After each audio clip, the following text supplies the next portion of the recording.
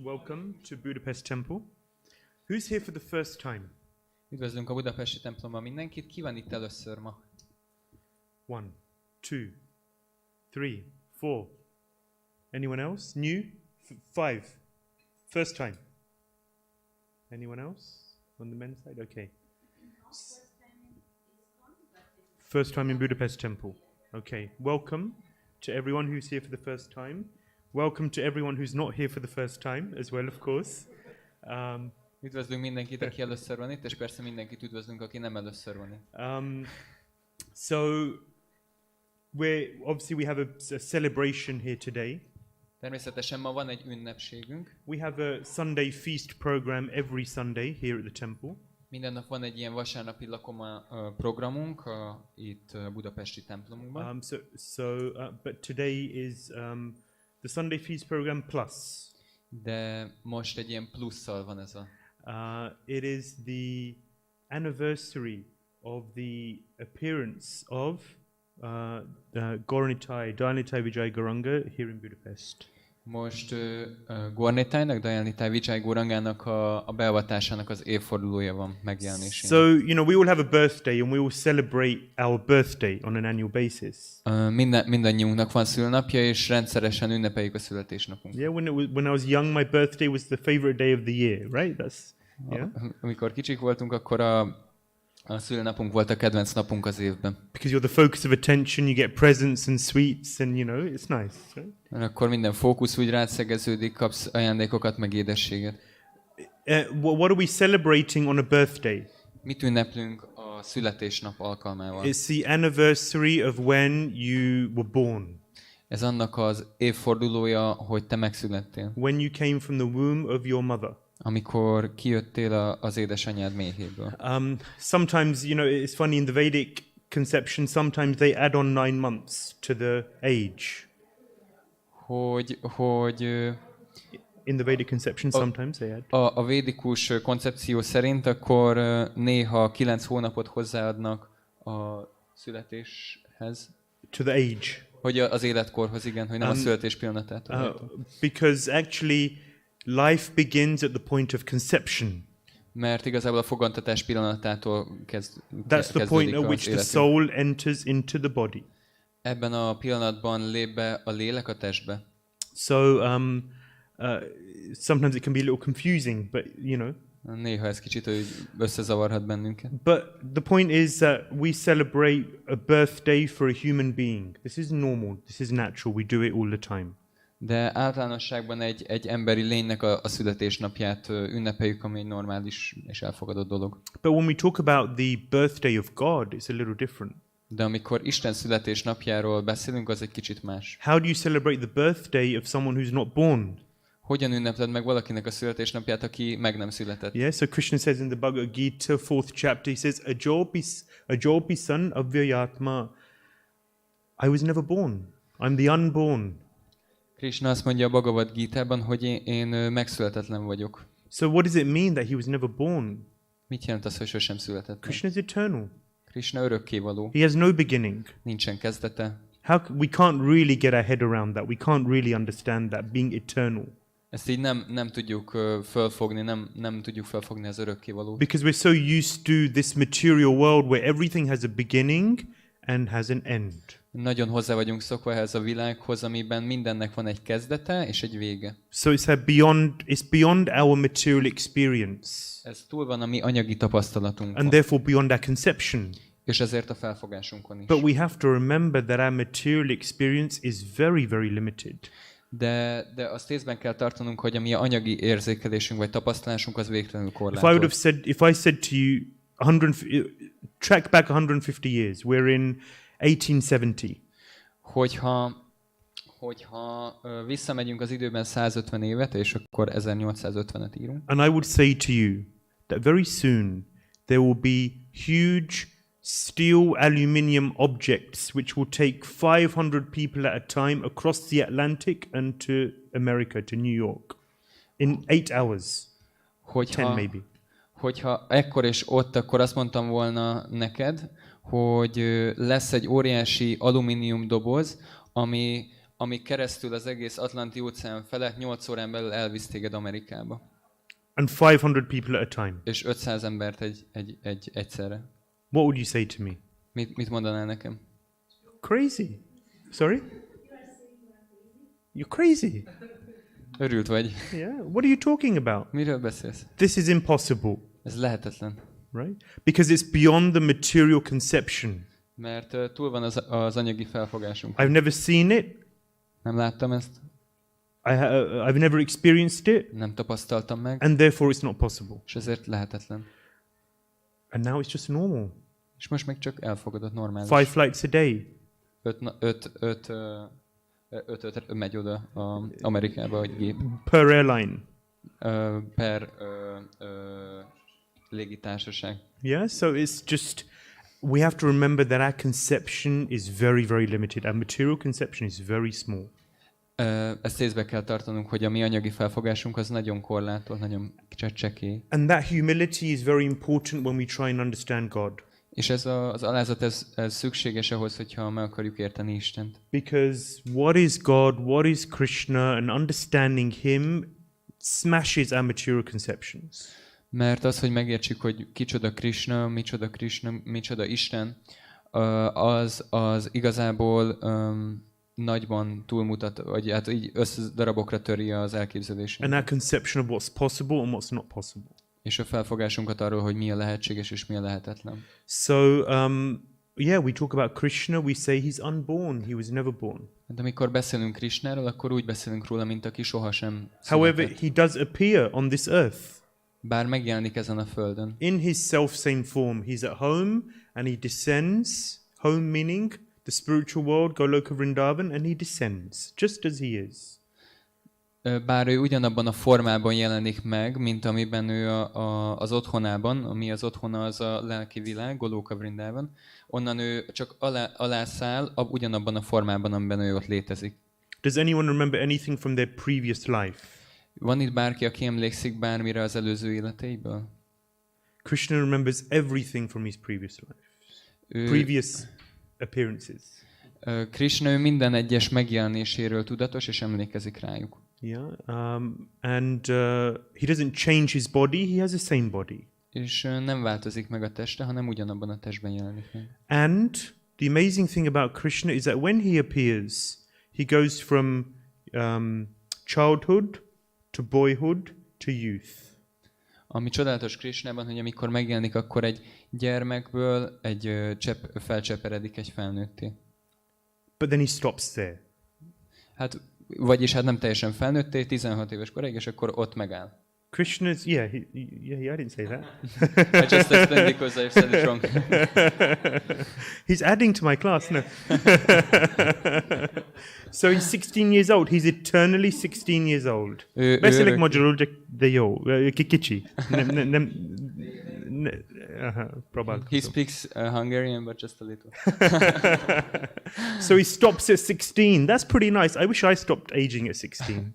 Tehát 16 éves, és attól nem öregszik, és én is, azt kívánom, hogy bárcsak én se öregettem volna. Yeah, so, and that from that point, so even on the battlefield of Kurukshetra, még a Kuruksétrai csatában is, when Krishna is about 80 years old, ahol Krishna körülbelül 80 éves, he still looks like a youth.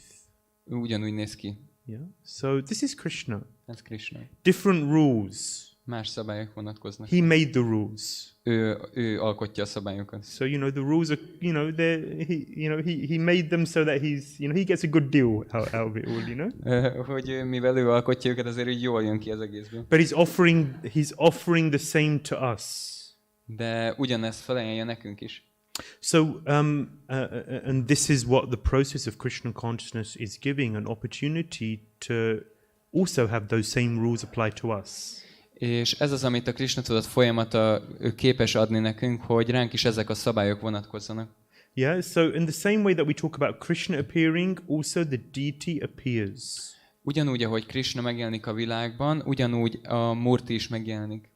Yeah, so when we talk about deities appearing, we talk about an installation ceremony.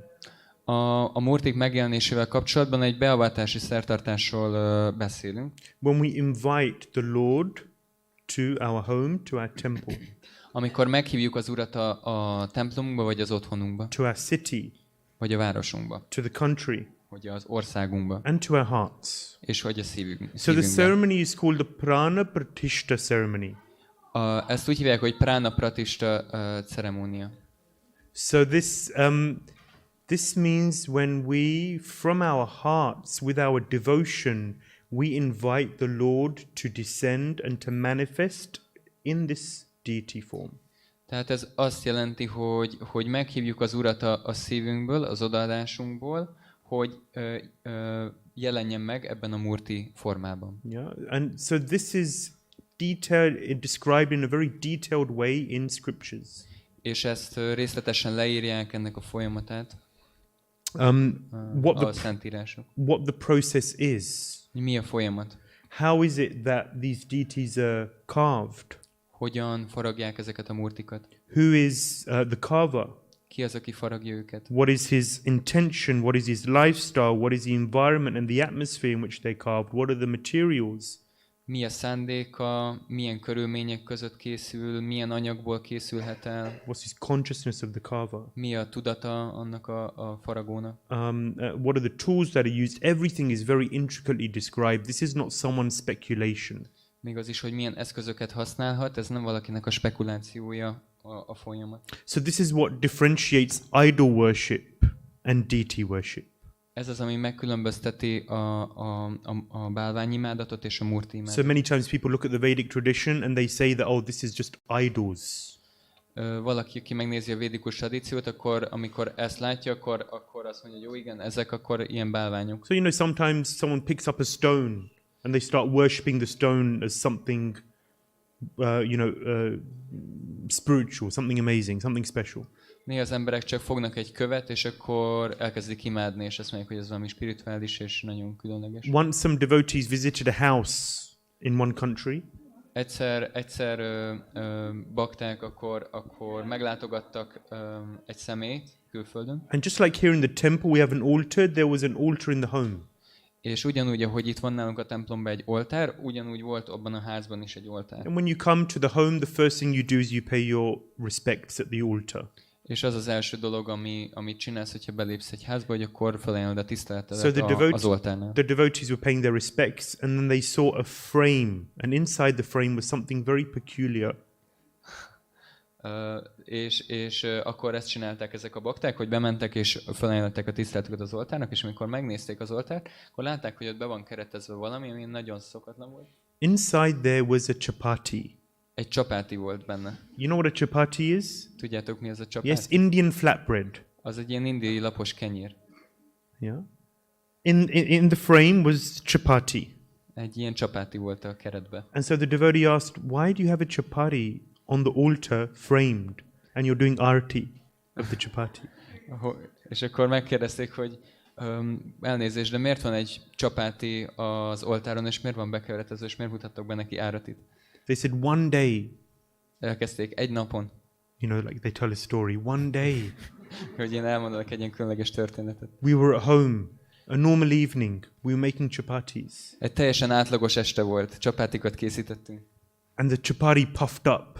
És a csapáti felfúvódott. And we saw on the chapati a swastika. The sign of Ganesh is like a swastika. És láttunk egy ilyen szvasztikát. Tudjátok, Ganeshnak ez a jele, ez a szvasztik. And we saw this sign appear on the chapati. És láttuk ezt a jelet megjelenni a csapátin. And we thought, this must be the mercy of Ganesh come down. Ez akkor biztosan Ganeshnak a kegye. And therefore we thought this chapati is not just an ordinary chapati, it is worshipable. És akkor gondoltuk, hogy hát akkor ez nem csak egy ilyen egyszerű, átlagos csapáti, hanem ez méltó az imádatra. So ever since we framed the chapati, and ever since that day, we worship this chapati with our hearts and souls.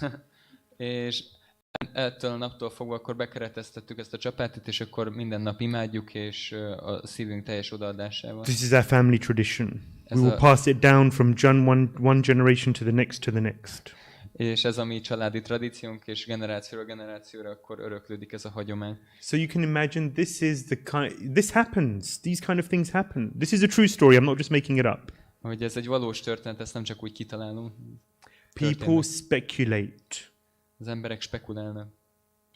They come up with their own ideas of what worship is.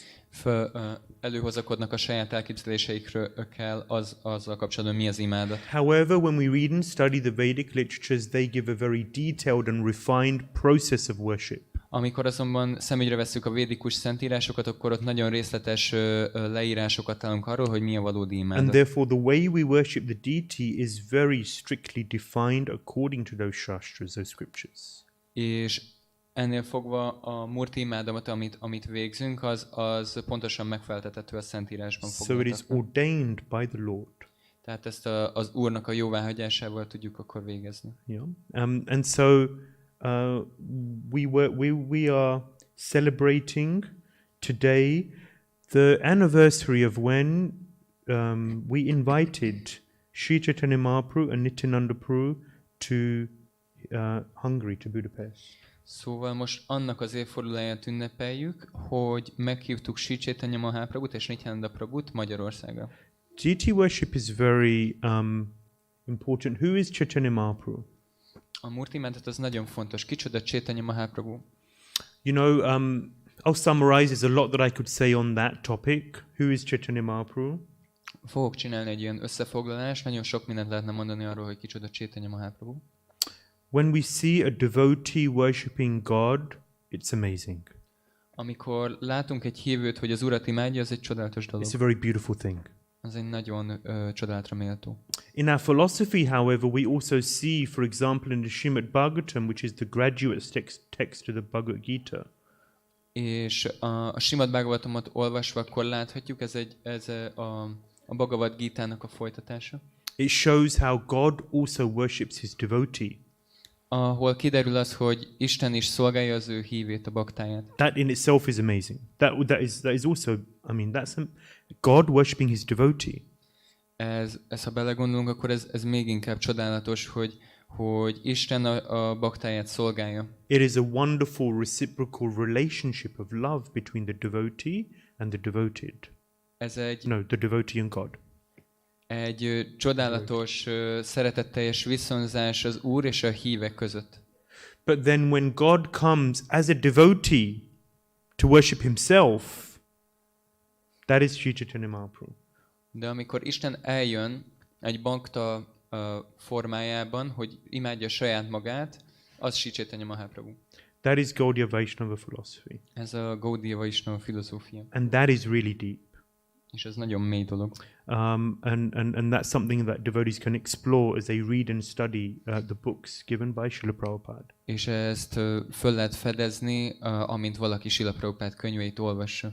So when the unborn is born, when the deity descends, why do we worship the deity? What is the point?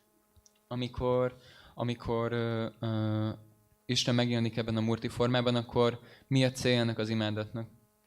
It's a very important way in which devotees can grow in their devotion.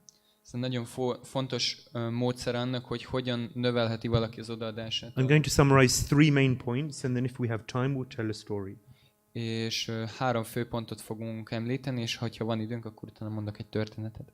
So imagine you're new to this whole thing, to Krishna consciousness. Képzeld el, hogy így új vagy ebben az egész Krishna tudatos dologban. One very important thing with deity worship is that it helps us to understand and establish the power of the Lord. Az egyik fontos dolog, amiben segít nekünk a murti imádat, hogy megalapozzuk to establish the Power. hogy az Úrnak az erejét így megértsük. Because you know, as conditioned souls or beginners in Krishna consciousness, we're very much obsessed with our own talents, skills and abilities. Mint feltételekhez kötött lelkek, akkor nagyon így be vagyunk telve a saját képességeinkkel és érdemeinkkel. And our environments, our world encourages us to be very focused on ourselves. És a környezetünk és a világ nagyon támogatja ezt a fajta büszkeségünket. To value yourself. Hogy értékeld magad. To love yourself. Hogy szeresd magad. And these are important things, of course. És persze ezek fontos dolgok. However, in order to really move forward in our devotion towards the Lord, we have to become more absorbed in His power.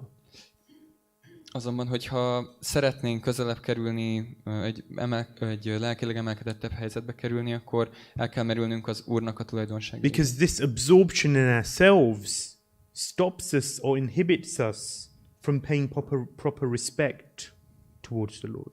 Mert ez az önmagunkban való elmerülés, ez akadályozza azt, hogy elmerüljünk az Úrban. I grew up in a Hindu family. Én egy hindu családban nőttem fel. So bowing in front of God was easy. Vagy így hódolatomat ajánlani Isten előtt, az könnyű volt. But I remember when I first came and a devotee told me that I had to bow in front of Srila Prabhupada. De amikor találkoztam egy baktával, és azt mondta nekem, hogy le kell hajolnom Srila Prabhupada előtt is. And I thought, why do I have to bow in front of him? Okay, God, I can deal with that. But why bow in front of a person? Hogy úgy Isten előtt, azt még úgy megértem, de hogy miért ő előtte, miért egy személy előtt? He's just a person. Ő csak egy személy. Like me. Mint én. What's the difference? Mi a különbség? So why should I bow in front of him? Miért hódoljak le előtte? At that time I didn't know him. Akkor nem is ismertem még. I didn't know that he made such a huge contribution to human society. Nem tudtam, hogy mennyit adott az emberiségnek. I didn't know that he did tasks which were gargantuan. What do I mean gargantuan? Which are huge, which were amazing, which were superhuman. Hatalmas, csodálatos és emberfeletti tetteket vitt véghez. And he was a pure devotee. He is a pure devotee of God. És ő egy tiszta híve Istennek. And when I was young, I had heroes. És amikor kicsi voltam, akkor voltak hőseim. David Beckham, maybe, you know. I supported Manchester United when I was young, you know. Manchester Unitednak szurkoltam, amikor kicsi voltam. You know, or I don't know, Ronaldo, the Brazilian Ronaldo. I loved him, you know, when I was young. Vagy Brazil Ronaldo, nagyon szerettem őt, amikor egy foci. So they were my idols. I used to love football. Ugye, ők voltak az ilyen hogy hívják, példaképeim, amikor fociztam. I don't think I'd bow in front of them. I never bowed in front of them, but I had great respect for them. Nem borultam le előttük, de nagy tiszteletem övezte őket. Because they were advanced in an arena where I had my own aspirations or desire to be advanced, you know? Mert egy olyan érában voltak fejlettek, ami nekem is úgy közel állt úgy az érdeklődésemhez. So as I got to know more about Srila Prabhupada, his contribution, his life and his devotion, hogy amikor többet kezdtem hallani Srila Prabhupádnak a hozzáadott értékeiről a világnak és az ő odaadásáról, my respect for him grew. Akkor a tiszteletem iránta növekedett. And therefore paying obeisances to him was much easier over time. És akkor felajánlani a hódolatomat neki, az idővel sokkal könnyebb lett. So as we worship Gauranitai here, we remove ourselves out of the center. Hogy azáltal, hogy imádatot végzünk Sisi Gauranitájnak, akkor kihelyezzük magunkat a középpontból. They become more and more the center. Akkor egyre inkább ők lesznek a középpontban. And when we look around at the world, we see that God's created all of these things. Everything. És hogyha csak körbenézünk a világban, itt körülöttünk mindent Isten teremtett. We look at the huge oceans, the mountains, nature, the jungles. It's so intricate and beautiful. Az óceánokat, a hegyeket, a dzsungeleket, és igazából mindent körülöttünk. Ha megnézzünk, minden csodálatos és részletgazdag és művészi. And we see his power. És látjuk az ő hatalmát. So as we reflect on these things, who actually goes out and is conscious of all of these things? Tehát, hogyha ezen így kicsit gondolkodunk, hogy ki az, aki kimegy, és így látja ezeket a dolgokat. Sees that actually Krishna has created all of these wonderful, beautiful things. Hogy igazából Krishna teremtett ezeket a csodálatos, figyelemre méltó dolgokat. What does Krishna say in the Bhagavad Gita? He says, 1041, he says, Ja. Translate, while I remember the verse. A Bhagavad Gita 10. fejezet 41. versben. He says, Yad yad vibhuti matsattvam srimad urjitam eva va tattat eva gvachatvam mamate jomsa sambhavam. Everything that we see in this beautiful world that we live in is but a spark of my splendor, Krishna says. Minden, ami csodálatos és lenyűgöző ebben a világban, az a pompám szikrájából születik csupán. It's just a small spark of his wonderful splendor. Az csak egy parányi szikra az ő csodálatos fenségének. So insignificant. Igazából jelentéktelen. I was in Switzerland recently. Nemrég Svájcban voltam. And beautiful country. Egy nagyon szép ország. Beautiful scenery. Nagyon szép a látvány. Very well kept. Nagyon szépen tisztán tartják. And we were near the Alps. És az alpesi hegyek közelében. And I was just looking up at this huge mountain. We were on the motorway. És amikor így az autópályán mentünk, akkor néztem ezeket a nagy hegyeket. And it's beyond our conception how mighty, who can move a mountain. És csak így a felfogó képességünkön túl van ez, hogy ki az, aki meg tudna mozdítani egy ilyen hegyet. Who created this? Ki az, aki ezt létrehozta? Where did it come from? Honnan jött? It's from that all-powerful person.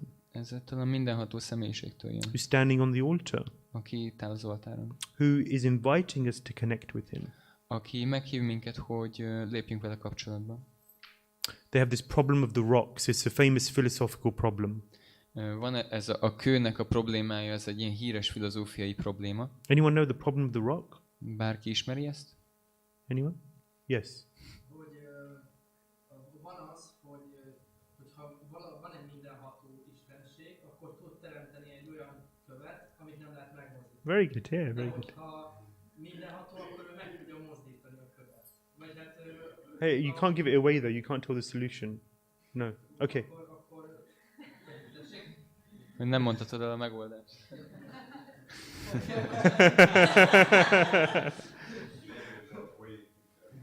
Can you just say for those who only speak English what he said? Okay, I'll tell. So the problem of the rocks is it possible to create a rock which is so heavy that even God can't lift it? That's basically the problem of the rocks. And philosophers have discussed this over centuries, time and time again, and no one can find a solution. Is it possible to create a rock? Because if you say, yes, it's possible, then it means there is a rock that God cannot lift. That means there's something God can't do. That's a problem. And then if you say, no, it's not possible to create a rock which God can't lift, then it's a problem. Because it means that God can't create the rock.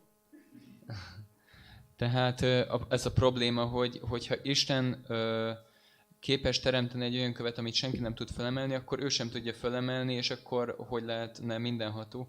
Viszont, hogyha nem tud teremteni egy olyan követ, akkor pedig azért nem mindenható. So they asked Srila Prabhupada this question. Föltették ezt a kérdést Srila Prabhupádnak. Again, yes, it's got centuries. Philosophers have been discussing this back and forth. Big problem. És filozófusok évszázadok óta ezen gondolkodnak, és nem tudnak találni egy megoldást erre. Prabhupada said, yes, it's possible. Krishna can create a rock which he can't lift. És azt mondja Srila Prabhupád, hogy igen, ez lehetséges, hogy Krishna teremt egy olyan követ, amit ő nem tud felemelni. And then he'll lift it. És utána felemeli. So, establishing Krishna's power.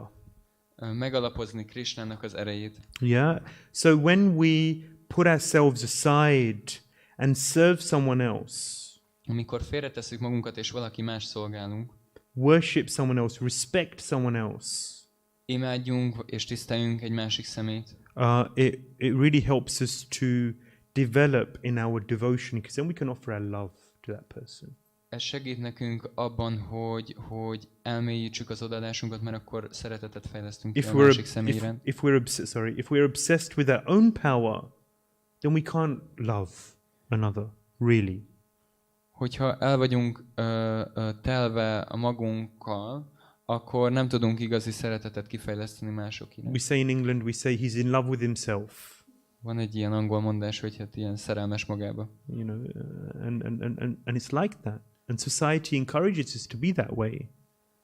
És ez valóban így van, és a társadalom pedig rásegít erre. We should have a healthy self-respect and a healthy self-confidence. That's normal. That's good. Legyen egy egészséges önbizalmunk, az egy normális dolog. But our society encourages us to be unhealthily obsessed with ourselves. De a társadalom azt erősíti bennünk, hogy legyünk egészségtelen módon eltelve a magunkkal. Facebook, Instagram, TikTok. Enemies. Ezek ellenségek. Big enemies. Nagy ellenségek. And devotees, people do not realize what an enemy this is to the psychology of the individual. How it destroys. És még a bakták sem fogják fel, hogy milyen fajta ellenség ez. Facebook, Instagram, TikTok. Igen. No need to translate. Sadhu, sadhu, we should be very careful. Nagyon óvatosnak kell lenni. Because they make us unhealthily obsessed with ourselves. Mert egészségtelen módon öntelté válunk tőle. Second thing, I'm going relatively quickly because time is ticking. A lot more that we could say on that topic alone. Nagyon sokat lehetne beszélni erről az egyetlen témáról is, de úgy ketyeg az idő. We tend to be uninterested in the Lord's devotees and paraphernalia. Néha érdektelennek leszünk az Úr, a társai, és a paraphernalia, things around him. És things. minden, ami vele kapcsolatban van. Yo. So often when someone's new, then they're not so respectful of those around them, of the people around them. És sokszor, amikor valaki új, akkor így nem törődik annyira azokkal, akik Istent veszik körül. A disregard for the devotees. Egy érdektelenség, disregard? Yeah. Egy érdektelenség a bakták felé. Yeah. Sometimes it's fights. Néha vannak ilyen veszekedések. This works in English. Srila Prabhupada said, neophyte means always fight. Ahogy ez angolul működik, hogy a kezdők mindig veszekednek, de a kezdő az ugyan, hogy neophyte. Only works in English. Neophyte means always fight. A kezdő az azt jelenti, hogy mindig így veszekszik. So actually deity worship, it begun in the Treta Yuga. A Murti imádat az a Tréta Jugában kezdődött. There's 4 ages: Satya Yuga, Treta Yuga, Dwapara Yuga and Kali Yuga, which we're in now. Van 4 korszak, a Satya Yuga, Tréta Yuga, Dwapara és a Kali Yuga, amiben most vagyunk. Satya Yuga is like what our conception in the West is of heaven. It's just blissful. Everything's wonderful. Az aranykor az olyan, mint a nyugati országokban a koncepció a mennyországról, hogy minden csodálatos. But then in Treta Yuga, some fighting begins. De a Tréta Jugában elkezdődik egy kis ilyen Some harcolás. envy of the people around you. Valamilyen irítség az emberekre, akik körülvesznek. Comparison of yourself and others. Összehasonlítani magadat másokkal. Fighting. Subtle, not too big, but something starting. Nem nagy dolog, de valamilyen finom szintű rivalizálás. So when the learned people, the brahmanas, when they saw this kind of fighting going on, then they said, okay, now's the time to introduce deity worship. És amikor látták ezt a tendenciát a bölcsök, akkor azt mondták, hogy oké, akkor itt az ideje bevezetni a Murti imádatát. Because people were increasingly beginning to identify with their false ego. Mert az emberek egyre inkább elkezdtek azonosulni a hamis egójukkal. False ego means what is my conception of myself? A hamis ego az elképzelés, amit magunkról alkotunk. I'm a man, I'm a woman. Férfi vagyok, vagy nő. I'm a Hungarian, I'm English, I'm American, whatever.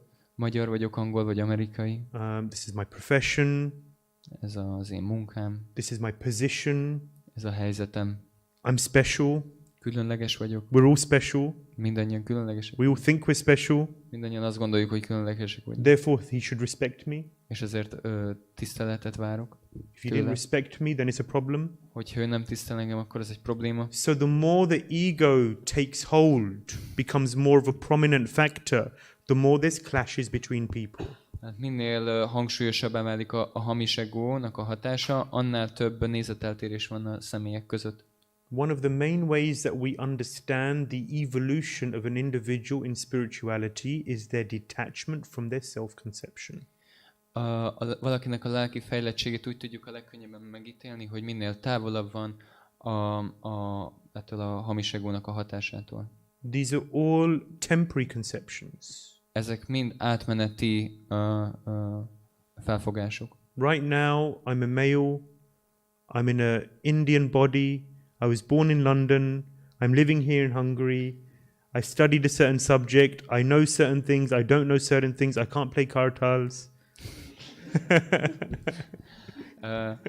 Én most egy férfi testben vagyok, egy indiai testben, Angliában születtem, most Magyarországon élek, és nem játszom olyan jó karaton. So we have these conceptions Vannak ezek az elképzelések, which we feel identify us, amivel önazonosak vagyunk, which define us. amik leírnak minket, vagy igen. Yeah, and but next life I'll be something different. A következő életemben valami más leszek. Hopefully I won't have a next life in this material world. That's my prayer. Remélhetőleg nem lesz egy másik születésem ebben az anyagi világban, ez az imám legalább. But in my previous life I was something different, and the life before that I was something different too. De az előző életemben más voltam, és azt megelőzőben is. So to what degree do we identify with these temporary conceptions? Milyen mértékben azonosulunk ezekkel az anyagi megjelölésekkel?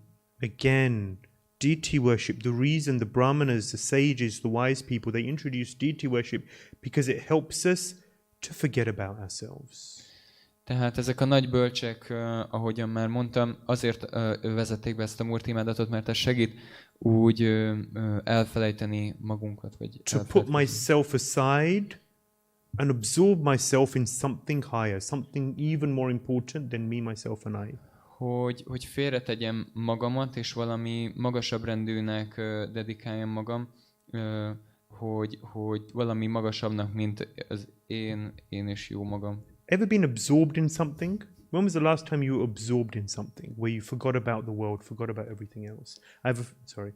Mikor volt utoljára olyan, hogy így félretettük magunkat, és elmerültünk egy magasabb rendű dologban? I have a friend, he's a painter.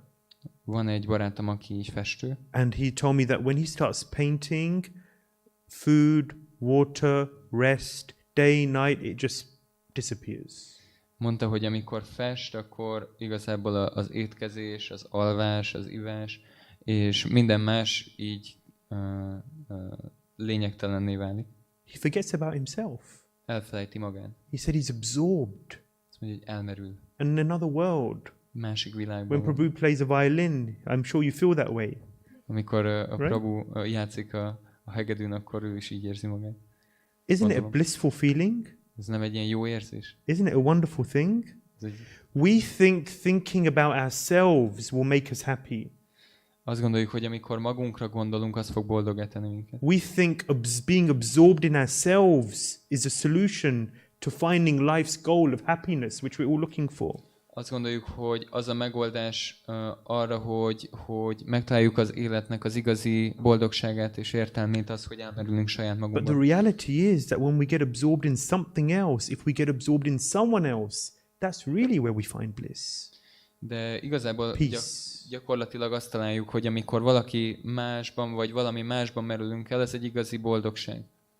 And what better thing to be absorbed in, and there's nothing against painting, nothing against the violin, they're both wonderful things, but there's nothing better to be absorbed in than be absorbed in God, in Krishna. És amikor, szóval nem rossz dolgok ezek a festés vagy a hegedű, de milyen jobb dolog lehetne, amiben elmerülhetünk, mint Isten maga. It's the best thing. Ez a legjobb dolog. Yeah. So, so this is what deity worship trains us to do. És akkor erre nevel minket a murti imádat. And particularly one thing which, so the Brahmanas introduced deity worship in order to put ourselves aside and help us to respect and love the devotees. Tehát akkor ezért vezették be ezek a szentek a murti imádatot, hogy tudjuk szeretni Istent és a baktáit. To reduce this communal discord, to reduce the fighting. Hogy lecsökkenjen ez a veszekedés. When Srila Prabhupada began the Mayapur project, Akkor Srila Prabhupád elkezdte a Mayapur projektet. Mayapur is one of the main holy places in India. Mayapur az az egyik fő ilyen hely Indiában. Behind Srila Prabhupada, you can see the painting that is in Mayapur. A Srila Prabhupád mögötti festmény az egy kép Mayapurról. It's the temple of the Vedic planetarium. It will be the biggest Hindu temple in the world, the biggest temple in the world. És ez a védikus planetárium épület, ez igazából a világ legnagyobb hindu templom és a világ legnagyobb temploma. Even bigger than the Angkor Wat in Cambodia. Még az Wat is the Angkor biggest Watnál so is far. hatalmasabb lesz. So he was in Mayapur, and the first thing he did is that he built the rooms for the devotees. És az első dolog, amit ott csinált Mayapurban, az, hogy megépítette a baktáknak a And szobáját. then someone asked him, hey, but why the devotees? It should be God first. Krishna comes first. És akkor kérdezték tőle, hát miért a baktáknak, hát Istennek kell jönni legelőször. Srila Prabhupada said, no, the devotees come first. És mondta Srila Prabhupada, hogy nem, Istennek a baktái jönnek először. Lord Shiva says to Parvati, what does he say? Az Úr Shiva mondja Parvati Dévinek. Aradhanam sarvesham Vishnu aradhanam param nata paratram devi tadyanam samarchanam. The greatest form of worship is worshipping Krishna. Azt mondja neki, hogy az imádatok legkiválóbb mondja az Istennek az imádata. But what is even more important than worshipping Krishna is worshipping those things connected to Krishna, the devotees. És mi az, ami még Krishna imádatánál is fontosabb? Imádni azokat, akik kapcsolatban vannak Istennel, Istennek a híveit. Worshipping the deity helps us to connect with that very important concept. És az, hogy imádjuk a Murtit, az ezzel a fontos felfogással kapcsol össze bennünket. The third thing is we have a tendency to enjoy. A harmadik az, hogy van egy tendenciánk arra, hogy élvezzünk. Yeah? When you look at something, the first thing the conditioned living entity thinks generally is to enjoy. Hogyha ránézünk valamire, akkor az alapvető hozzáállás az, hogy élvezzük. Yeah, and this is the training again that we receive. This is natural. Ez pedig egy képzés, amit szintén kaptunk, ez is így természetes. However, what we do with deity worship is you can see that's pretty opulent. És amint látod, a Murti imádatnál is nagyon gazdag az imádat. I'm sorry, there's no offense, but there's no one dressed in this room as well as them.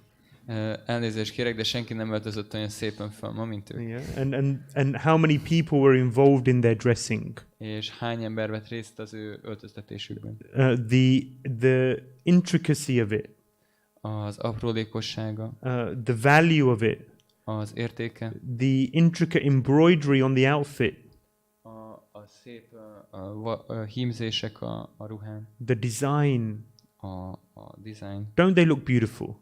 Hát nem gyönyörűek? Yeah, they're very, very beautiful. Nagyon szép. And they eat. If we go to Radhasham Sundar in Krishna Valley, who's seen Radhasham Sundar in Krishna Valley, New Vrajadam? És ők esznek, és ki az, aki látta Sisiránta Syama Sundar Krishna völgyben? For those who've never been, I recommend that you go. Aki még nem látta, annak javaslom, hogy menjen el. Beautiful deities. They call Tribhuvana Sundar the most beautiful in the three worlds. Nagyon-nagyon szép murtik, azt mondják, hogy úgy hívják őket Tribhuvana Sundar, hogy a 3 világban a legszebb. They receive 7 meals a day. 7-szer esznek egy nap. 7 meals a day. 7-szer. Who has 2 meals a day? Ki az, aki 2-szer eszik egy nap? I have 2. I have 2 a day. Én 2-szer. Who has 3 meals a Ki day? az, aki 3-szor? Some have 3. Who has 4 meals a day? Ki You az, can be aki- honest, it's okay. We won't Ki az, look aki down on you. 4-szer You know, eszik it's egy okay. nap? Lehetsz őszinte. No, four. One offer for 4. Okay, good. 4. Nice. Egy ember 4-szer is eszik. 5. 5. 5. Amazing. Wonderful. I respect you. Tisztelek. He's a winner though. 6. Anyone with 6? Valaki 6? Anyone have 6 meals a day? Valaki 6-szor eszik egy nap? Okay. And I won't ask for 7. Nem kérdezem Right? a hetet. Krishna, at least in Krishna Valley, Radharani and Krishna, they have 7 meals a day. Radharani és Krishna, Krishna völgyben legalábbis akkor 8-szor eszik. So anyone who's worshipping them, 7-szer. 7. Yeah. Oh, sorry. Sorry. Anyone who's I have to keep an eye on this guy. Anyone who's anyone who's worshipping Radhe Shyam, Mindenki, aki imádja Radhe Shyamot, they want to enjoy, akarnak élvezni. but they realize I can't enjoy like him. De rájönnek, hogy nem tudok úgy élvezni, mint ő. I can't enjoy as much as he does. Én nem tudok annyit élvezni, mint ő. I'm a small enjoyer. He's the biggest enjoyer. Én csak egy ilyen kis élvező vagyok, ő a legnagyobb élvező. And actually, he's the one who should enjoy. És igazából neki kell élvezni. He's given me the ability to enjoy to the small degree that I can. Én csak egy pici lehetőséget kaptam arra, hogy élvezzek. So in this way, our psychology is changed. És egy ilyen módon a pszichológiánk az megváltozik. And as serving that person who's the supreme enjoyer, És azáltal, hogy szolgáljuk azt a személyt, aki a legfelsőbb élvező, we actually begin to really enjoy. akkor igazából elkezdünk élvezni. The enjoyment that comes from serving the supreme enjoyer is more subtle, more refined, and a much deeper experience. Az a boldogság, ami abból jön, hogy a legfelsőbb élvezőt imádjuk, az sokkal kifinomultabb, sokkal különlegesebb és mélyebb. It's a superior form of enjoyment. Ez egy magasabb rendű formája az élvezetnek. Again, we come back to the idea that actually by serving, it's a superior experience, although our society trains us the opposite. És akkor visszatérünk ahhoz a ponthoz, hogy igazából a szolgálaton keresztül egy sokkal nagyobb boldogság elérhető, habár a társadalom pont az ellenkezőjére nevel bennünket. In the 1970s, when Srila Prabhupada was physically with us, A 70-es években, amikor Srila Prabhupada fizikailag jelen volt, he was visiting a temple, akkor meglátogatott egy templomot, and they gave him, a meal. és akkor adtak neki egy tálételt. We call it Mahaprasad. When it comes off the altar, then the devotees partake in it. It's called Mahaprasad. Amikor az oltáron felajánlunk ételt, akkor ami onnan lejön, akkor azt úgy hívjuk, hogy Mahaprasad. Means great mercy. Mi azt jelenti, hogy hatalmas kegy. And so Srila Prabhupada, he ate the savory, and then he came to the sweets. Srila Prabhupada megette ott az előételt, és aztán az édességet. And then he tried the sweet. Megkóstolt az édességet, And he said, what is this? és kérdezte, hogy mi ez? There was no sugar. Nem volt benne cukor. He said, what is a sweet without sugar? Mit ér az édesség cukor nélkül? So then he asked the temple president, what's going on here? Akkor megkérdezte a templomelnököt, hogy mi történik. The temple president said, I decided this, Srila Prabhupada. A templomelnök pedig mondta, hogy én döntöttem is, Srila Prabhupada. Because you know the danger of getting diabetes, Mert a cukorbetegség veszélye fönnáll. too much sweet is not healthy for people. A túl sok édesség nem egészséges az emberek So I számára. thought we shouldn't have sweet in the sugar. Szóval Sugar in the sweet. akkor úgy gondoltam, hogy nem jó, hogy cukrot rakunk az édességbe. Srila Prabhupada said that he's the enjoyer, És ő mondta, hogy ő az élvező, not you. nem te. Scriptures say that he likes sweet, therefore we give him sweet. A Szentírások azt mondják, hogy szereti az édességet, úgyhogy ezért adunk neki édességet. So when you serve him, you give him what he likes. Mikor szolgálod, akkor azt adod neki, amit ő szeret. So in this way, as we worship Krishna in the deity form, our hearts are transformed. Ezért amikor Krisnát imádjuk a Murti formájában, akkor a szívünk megváltozik. Our conceptions are changed. A felfogásunk és a koncepcióink is The megváltoznak. way we live life and the way we think evolves. Az, ahogyan éljük az életünket, az így fejlődik. Yeah, from being self-absorbed to being absorbed in something much bigger, something much greater, someone much bigger and greater than ourselves. Onnan kezdve, hogy magunkban vagyunk elmerülve, akkor eljutunk oda, hogy valami sokkal magasabb rendűben vagyunk elmerülve, és fejlődünk. And this is relevant for everyone, not just beginners, but this deity worship is so important for everyone to engage in. És ez mindenki számára egyaránt fontos, nem csak a kezdők számára, hanem mindenki számára. Because ultimately what it helps us to do is to understand that God is a person. Mert végső soron, amiben segít bennünket az, hogy megértsük, hogy Isten egy személy. Krishna is a person with whom we can engage in a loving, reciprocal relationship. Hogy Isten egy személy, akivel egy szeretetteljes, viszonzó kapcsolatot lehet Premanjana fenntartani. churita bhakti vilochanena shanta sadaiva hridayeshu vilokayanti yam shyama sundaram achinte gunasvarupam govindamadi purusham tamaham bhajami. When one has love, then one can engage in a wonderful, deep, rich relationship with the Lord. Amikor valakinek van, aki rendelkezik szeretettel, akkor ő számára elkezdődik egy csodálatosan gazdag kapcsolat Istennel. This is a personal, individual, unique relationship. Ez egy személyes, egyedi kapcsolat Istennel. Once Srila Prabhupada came to the temple and he saw the deities. Egyszer Srila Prabhupada bement egy templomba, és látta a murtikat, And he said, they look sick. és azt mondta, hogy betegnek tűnnek. Does anyone, it requires certain eyes to have that, to notice, to see. Ehhez szükséges van egy bizonyos fajta szemre, hogy ezt észrevegye az ember. So then he called the temple president. He said, why do they look sick?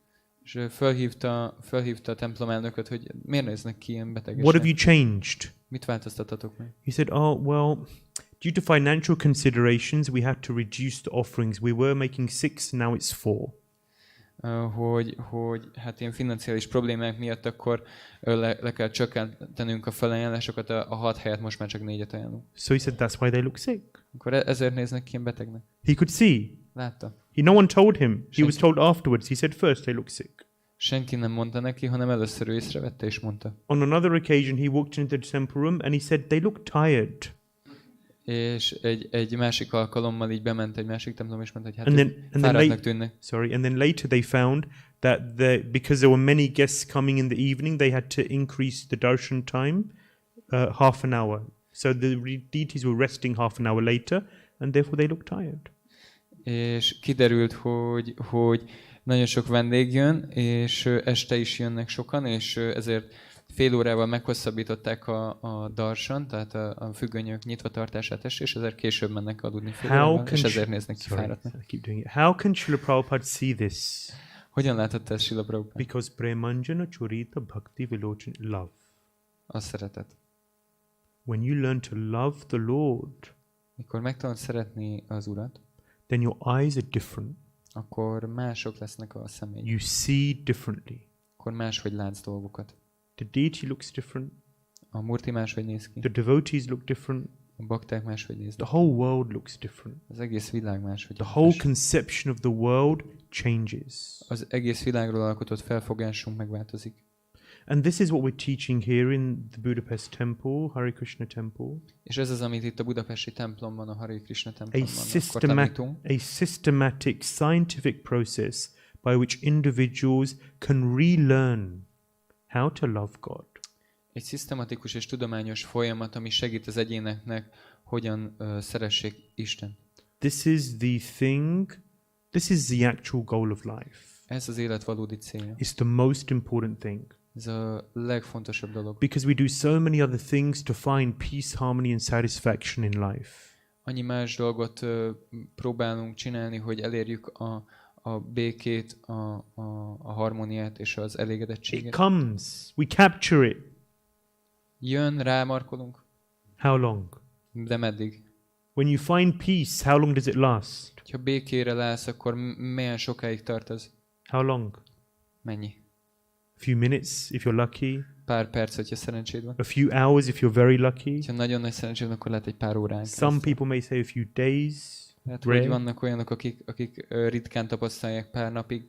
But this material world is not the place for peace, harmony. De ez az anyagi világ, ez nem a békéről és a harmóniáról szól. This is a place, Bhagavad Gita says, Dukkhalayam Shashvatam. Krishna says in the Bhagavad Gita, I've designed this world and I designed it so that it is a place of misery and temporary. Everything's temporary. A Bhagavad Gitában Krishna azt mondja, hogy ez a világ Dukkhalayam Shashvatam, ezt ő úgy tervezte meg, hogy itt minden ideiglenes és minden szenvedéssel teli. And therefore the one who is unborn is born. He comes. És ennél fogva a megszületetlen megszületik. in order to attract us back. Eljön azért, hogy csábítson bennünket. Invite us back. Visszainvitáljon minket. And say, come, let us go to that place which is Vaikuntha, the place where there's no anxiety. Gyere és menjünk el oda arra a helyre, ami Vaikuntha, ahol nincsen aggodalom. Where there is real happiness. Ahol van valódi boldogság. What I mean by real happiness is a happiness that lasts. Mit értek a boldogság alatt? Azt, hogy egy olyan boldogság, ami tartós. And it's not just happiness. Happiness is bliss, ananda. Hogy ez nem is csak boldogság, hanem gyönyör, ánanda. So we invite everyone to engage in this process. És mindenkit arra invitálunk, hogy vegyen részt ebben a folyamatban. I'm going to stop there and see if there's one question. Most megállok, nézzük meg, hogy van egy kérdés. A quick question which I will also answer quickly. Egy gyors kérdés, amit gyorsan meg is válaszolok. One brave person. Egy bátor embert kérek. Very brave person. Nagyon bátor. David. I was wondering, what's the difference between getting absorbed in sports, music, painting, as you were saying, or getting absorbed in fish? Activities related. Azon morfondíroztam, hogy hogy mi a különbség, ahogyan mondtad a különböző tevékenységekben való elmerülés, mint például a festés, vagy a bármi más, és a Krisnával kapcsolatos cselekedetekben való elmerülés között. So what does it mean to be absorbed? It means you're there, you're in the zone, as they say, and there's nothing else that exists. Mit jelent az elmerülés? Azt mondják, hogy olyankor nincsen semmi más, és úgy a zónában vagy, azt szokták mondani. És David's a swimmer. David, ő egy úszó. One of his many talents. Ez az egyik a sok képességek között. And when you're swimming, you love swimming, right? Akkor úszol, te szereted így az úszást? Have you feel like you're in the zone when you're swimming? Érezted, hogy ebben a zónában vagy, amikor úszol? And you're in bliss. És az így nagyon jó. Right? There's nothing else. Semmi más nincs. So, when you're playing violin, Amikor hegedülsz, it's just, that's it. This is bliss. akkor ennyi, akkor Yeah? az gyönyörrel teli. Trudy, not for you. You've been doing it too long. At the beginning. Yes? Yeah. I don't make Hogyha nincsen Yeah. igen, Rules and- no borders. Yeah. for me. I create for me. When I don't create for me. Yeah. Yeah, you're an artist. It's Yeah, natural. okay. Yeah. Yeah. Maybe that's what- Yeah. So the point is when you just get absorbed and there's nothing else. You're in the zone. Amikor csak el vagy merülve, és nincsen semmi más, ott vagy ebben a zónában. So we have this mantra, Hare Krishna, Krishna Krishna, Hare Hare, Hare Rama, Rama Rama, Hare Hare. And Krishna consciousness, and 95% of our advancement in Krishna consciousness, Srila Prabhupada said, comes from this chanting. Srila Prabhupád azt mondja, hogy 95%-a a lelki fejlődésünknek ez ebből az éneklésből származik. So the mechanics of the process is the same. Tehát a folyamatnak a mechanizmusai azok ugyanazok. To be absorbed in this mantra and there's nothing else in the universe. Hogy elmerülünk a mantrában, és semmi más nem létezik számunkra akkor az univerzumban. All you're doing is just hearing this mantra in a prayerful mood. És minden, amit csinálsz, az csak az, hogy elmerülsz ebben a mantrában egy imádságos hangulatban. What does it mean? Oh Lord, oh energy of the Lord, Srimati Radharani, please engage me in your loving devotional service. Mit jelent ez a mantra? Azt jelenti, hogy ó Uram energiája, Srimati Radharani, kérlek foglalj le a odaadó szolgálatodban. To simply hear that mantra and to be in that mood and there's nothing else going on, that's what it means to be in the zone. Az, hogy teljesen elmerülsz a mantrában, és ebben a hangulatban énekelsz, azt jelenti az, hogy benne vagy a zónában. And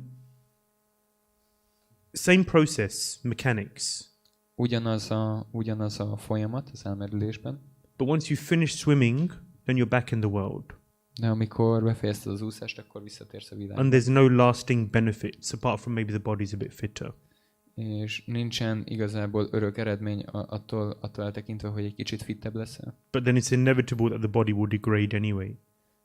De az elkerülhetetlen, hogy a test az elmúlik. The difference is that the result of chanting and the result of Krishna consciousness gives eternal benefit. A legnagyobb különbség az, hogy a Krishna tudatos gyakorlatok és So the a difference is mantrázás az örök. the difference is in the Az eredmény. result. Az eredményben van a különbség. One is a temporary result, Az egyik az egy átmeneti eredményt and ad, the other is an eternal result. a másik pedig egy örök eredményt ad. I'll stop there. Thank you very much Megállok, köszönöm to szépen. everyone. I wish you all a wonderful evening. Csodálatos estét kívánok mindenkinek. Please return again. Kérlek, gyertek majd vissza. Consider this your home, Tekintsetek úgy erre a helyre, mint az otthonatok. and if you don't already have, buy a book before you leave. És hogyha még nincsen könyvetek, akkor mielőtt elmentek, vegyetek egy könyvet. Shri Shridharnitai Vijay Garanga ki. Jai. Srila Prabhupada ki. Jai. Shri Shridharnitai Vijay Garanga Installation Festival ki. Jai. Nittai Gaur Premanandi. Gaura Bhakta Brinda ki. Jai.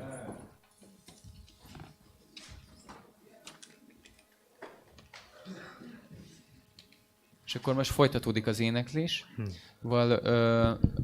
Sokan lehet, hogy tudjátok, lehet, hogy sokan nem, de most nem lesz lakoma.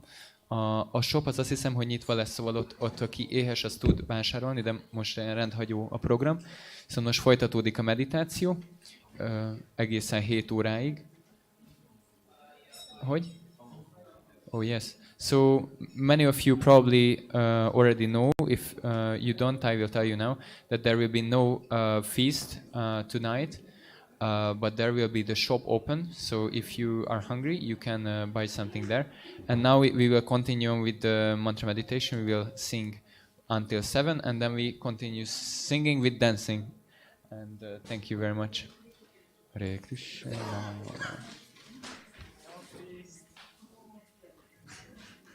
You didn't eat? Not coming to the Hare Krishna temple anymore. See, it's not about you. This is when you just observe in chant. Okay, let's see who's here.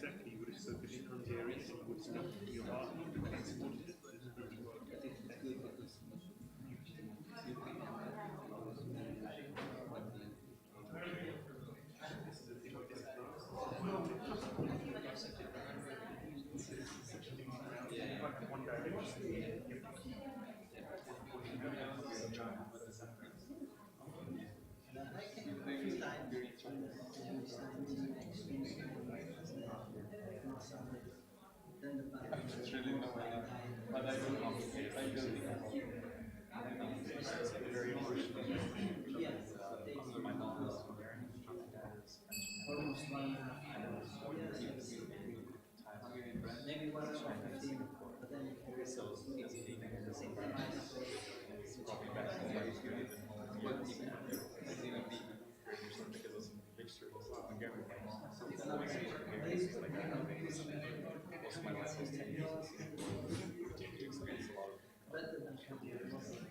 You can bring them nice.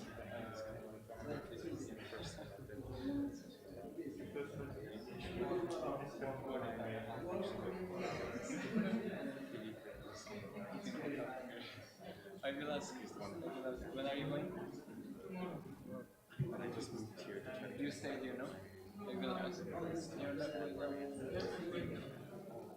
So the celebration of year is